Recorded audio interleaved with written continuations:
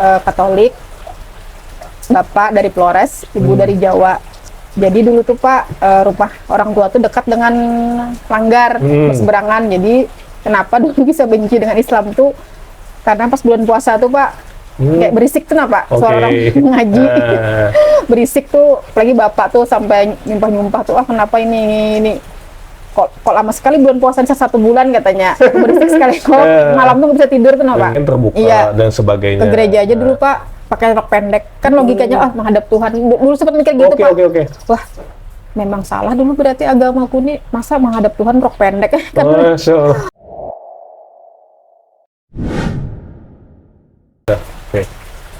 Assalamualaikum warahmatullahi wabarakatuh. Waalaikumsalam warahmatullahi wabarakatuh. Sahabat papadah kita, alhamdulillah harinya hujan. Allah memberikan anugerah yang begitu luar biasa. Allah turunkan rahmatnya di siang ini, dan Allah pertemukan kita juga dengan saudari kita juga, yaitu Ibu Fitri Naila. Ya, Fitri Naila Ramadhani. Beliau ada salah seorang mualaf yang dulu yang kata beliau sempat membenci yang namanya Islam ya Bu. Nah, ini menarik sekali teman-teman sekalian untuk kita kulik. Kenapa sih Ibu Fitri Naila ini sempat membenci agama Islam, kemudian akhirnya masuk ke agama Islam? Itu gimana Bu ceritanya? Jadi dulu tuh Pak, saya tinggal di Martapura, lahir dan besar di sana. Orang tua saya Katolik, bapak dari Flores, ibu dari Jawa. Jadi dulu tuh Pak, rumah orang tua tuh dekat dengan Langgar, berseberangan. Jadi kenapa dulu bisa benci dengan Islam tuh karena pas bulan puasa tuh Pak, kayak berisik tuh Pak, suara orang ngaji. Berisik tuh, apalagi bapak tuh sampai nyumpah-nyumpah tuh, kenapa ini kok lama sekali bulan puasa 1 bulan katanya, berisik sekali kok, malam tuh nggak bisa tidur tuh Pak. Terus itu kan dulu saya juga kerja Pak pagi, jadi kalau pagi tuh pasti beli sarapan di jalan, karena bulan puasa kan Pak, warung-warung pada tutup, jadi kadang ngomel sendiri di jalan, kenapa nih perut lapar, bisa sarapan gara-gara bulan puasa gitu. Kita mulai jadi benci sama Islam ya Bu? Benci setiap tahun kayak gitu Pak.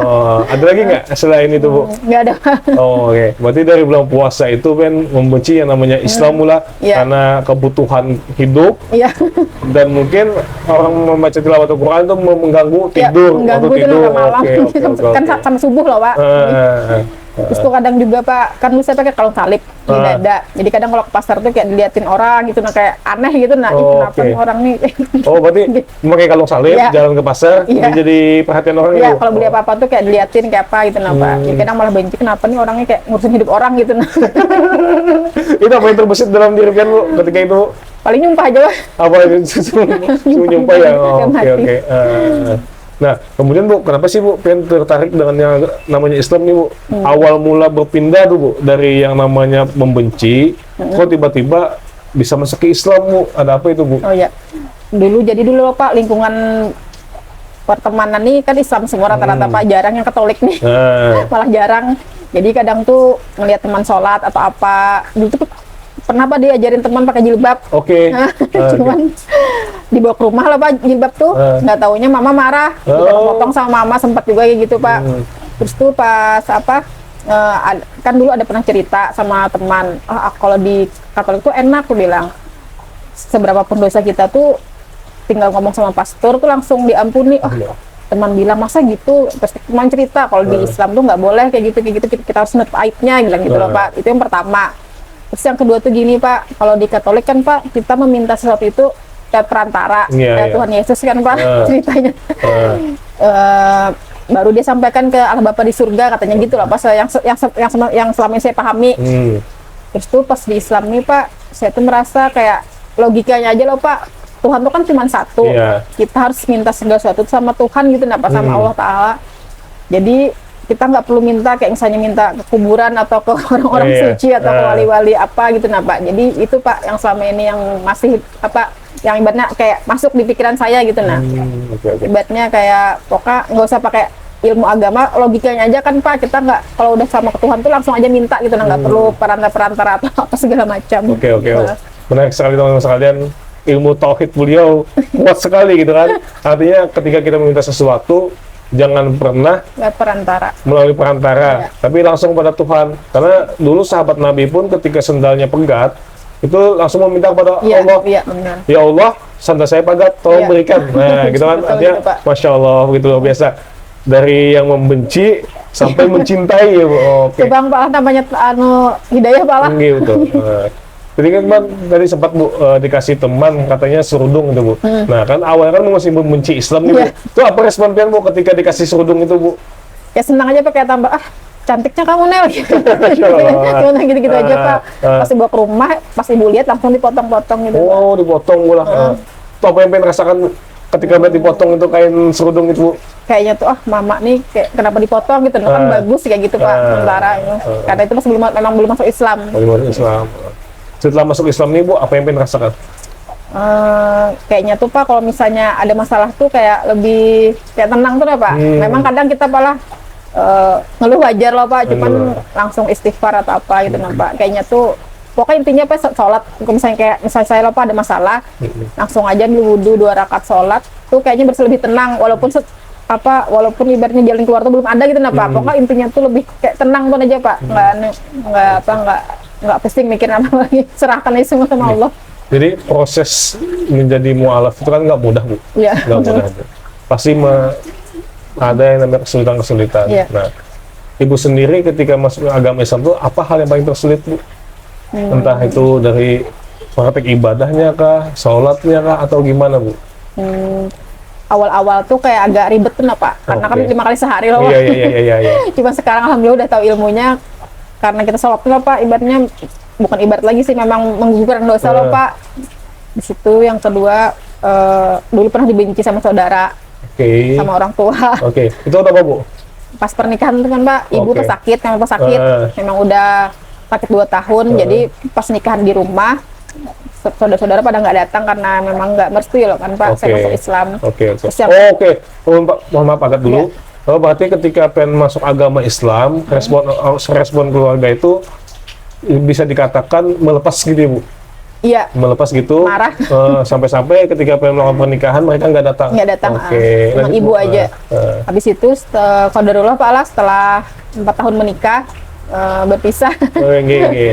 Nah saat itu tuh bapak juga sama saudara yang lain juga menyuruh untuk berpindah agama yang awal, yang asal. Oke. Makanya saya memutuskan untuk nggak tinggal sama orang tua sama saudara, pindah ke sendiri. Oke. Berarti ketika pisah, Iya. itu diminta lagi untuk kembali, Bu? Sama pastor juga pas pemakaman bapak kemarin. Terakhir sama pemakaman bapak kemarin 3 tahun yang lalu. Kalau bisa tahu, Bu, apa yang dikatakan pastor, Bu? Pas pemakaman bapak kan saya memang udah bertanya sama Ustaz Hairullah, kalau misalnya orang tua yang meninggal kan kita nggak bapak-bapak masuk ke gereja, namanya orang tua Pak lah. Masuk saat itu, kemudian ada pastor yang dulu memang dekat sama keluarga saya. Jadi apa kabar sekarang kamu Nela? Kan saya dulu panggil Nela Pak lah, kan veteran Allah nama aslinya. Baik pastor, bilang gimana sekarang? Gini pastor, oh saya dengar kamu pisah ya sama suami kamu katanya. Iya pastor, saya bilang gitu. Apa katanya, ya sudah katanya, kamu pikir-pikir dulu katanya, gimana nanti kalau kamu kembali aja ke Katolik bilang gitu. Cuman kamu pikir-pikir dulu katanya. Gitu kan Pak, misalnya kita iman gak kuat Pak lah pasti. Iya, pasti kembali Bu. Karena merasa wah di Islam ini ujian banyak banget gitu Pak. Masya Allah. Padahal semua orang memang diuji Pak lah. Terus tuh apa respon pian, Bu, ketika ada tawaran itu untuk diminta kembali? Itu apa respon pian? Alhamdulillah sampai ini nggak ada respon apa Pak. Kayak anggap angin lalu aja. Anggap angin lalu, Pak. Karena sudah memang mantap pula ajaran Alhamdulillah, Islam. mudah-mudahan. Oke. Apa ya hal yang paling senang Ibu dalam Islam itu, Bu? Apa, Bu?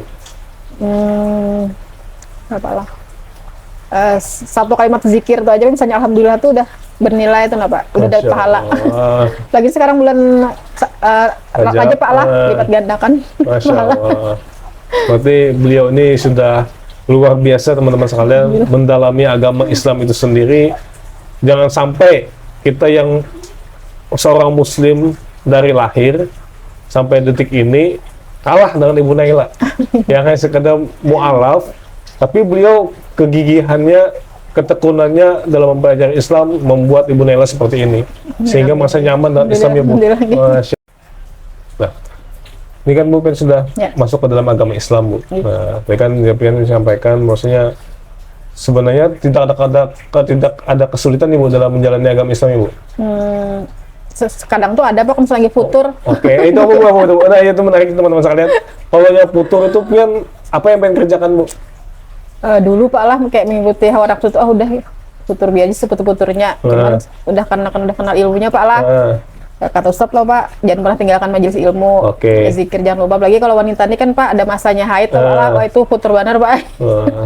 Jadi pokoknya zikirin lah Pak yang utama. Karena apalagi kita kalau udah main handphone Pak lah, wah lupa waktu tuh Bang. Pokoknya zikir nih Pak, sama pergi ke kajian jangan kalau ulun memaksimalkan tuh mengusahakan bener tuh 3 kali seminggu. Senin, Rabu sama Kamis. Malamnya Bang, kalau pagi. Kajian mula. Ya, kalau malam, kalau pagi kan bisa. Nah, itu mungkin salah satu tempat untuk kita mempelajari Islam juga ya, Bu? Iya, karena memang beda Pak lah kita mendengarkan di handphone sama datang tuh memang beda Pak. Kalau kata Pak Ustadz, kalau datang kajian nih ibaratnya hutang-hutang aja bisa lupa gitu. Walaupun keluarnya memang masih ingat hutang gitu. Tapi ketika masuk ke dalam tuh masa tenang, memang masa beda lega. Pak. Ulun dulu Pak, sebenarnya tuh waktu masih sama suami itu malah ilmu agama ini malah karta sama sekali Pak. Pas sudah pisah nih Pak, justru bukan ini berbagi Pak lah. Kadang tuh mikir, oh mungkin ini hikmah Allah tuh memisahkan aku mungkin dari laki-laki yang kayak gitu deh, malah lebih jadi mengenal Islam. Dulu ulun pakaiannya kadang kayak gini Pak, masih kalau kata tuh wanita kayak apa Pak, masih pakai jeans nah Pak, jilbabnya di sana di sini. Pas udah pisah nih, ketemu juga kawan-kawan di kajian Pak lah, yang ulun kenal mereka tuh justru di Banjar nih Pak. Ini makanya dulu tuh malah menyalahkan mantan suami dan istrinya tuh Pak lah, menyalahkan keadaan, padahal itu sebenarnya kada boleh Pak lah. Sekarang tuh justru mungkin ini Allah tuh ngasih aku ibaratnya hidayah ini paling mahal Pak lah. Mahal sekali Bu. Wah berarti beruntungnya aku nih, saya bilang tuh lepas dari ya nggak apa-apa lah ibaratnya Pak lah, pernikahan ini udah nggak lagi menikah, cuman yang ketenangan tuh Pak bisa didapat setelah berpisah. Mungkin itu hikmahnya gitu Pak dari perpisahan. Karena kata Allah itu Bu, laki-laki yang baik itu pasti mendapatkan perempuan yang baik. Iya. Dan begitu juga sebaliknya. Nah, dulu loh Pak lah, jadi sempat juga mendengar Ustadz Khairullah, kata beliau, kadang perempuan ini mengeluh suaminya nggak soleh, padahal harusnya sebagai perempuan kita tuh introspeksi diri juga. Oh, mungkin aku tuh kayak gini kelakuan dulu, makanya dapet suami kayak gitu. Nah, jadi ulun tuh kadang introspeksi diri juga Pak. Dulu ulun tuh Pak waktu masih Katolik tuh, luar biasa Pak, dosa besar nih, pada kehitung lagi. Jadi mungkin ya jodoh yang dulu tuh mungkin kriminal ulun dulu Pak lah.